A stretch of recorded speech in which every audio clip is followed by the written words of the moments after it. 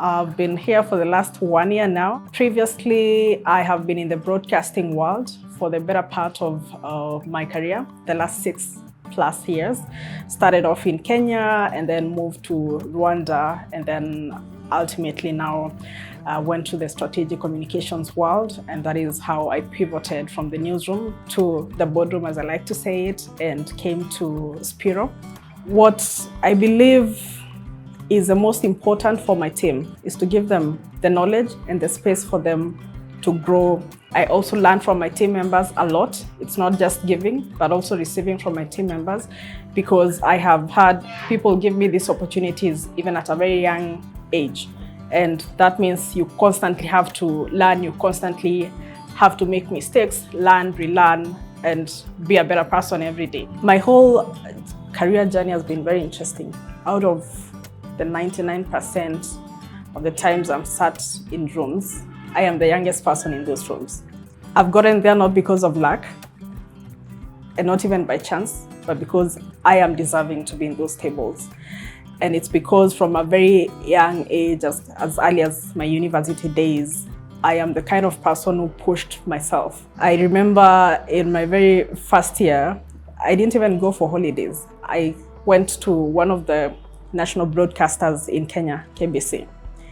So my journey started way earlier, and by the time I was getting off campus, I'd probably worked for like 4 media stations.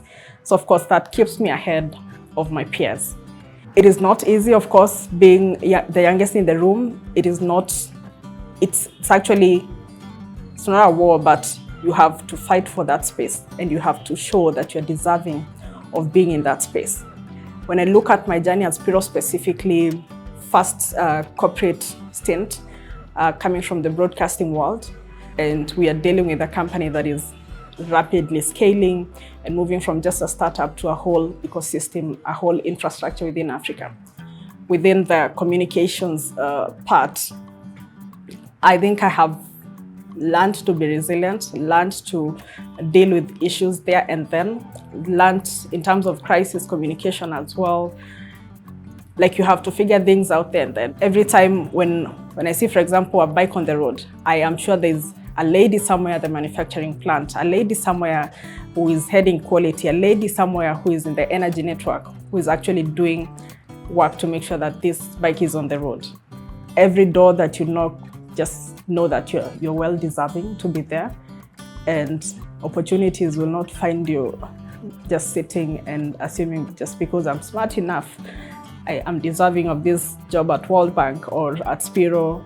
But you have to knock those doors even when they're closed sometimes. And yeah, so as a parting shot for this year's International Women's Day, I want to tell every woman out there, give your best, give your knowledge, hold a hand of the woman next to you. And I always believe the more you give, the more you receive. And the good deeds that you do will always come back to you. A happy International Women's Day 2026. And remember to give. The more you give, the more you get.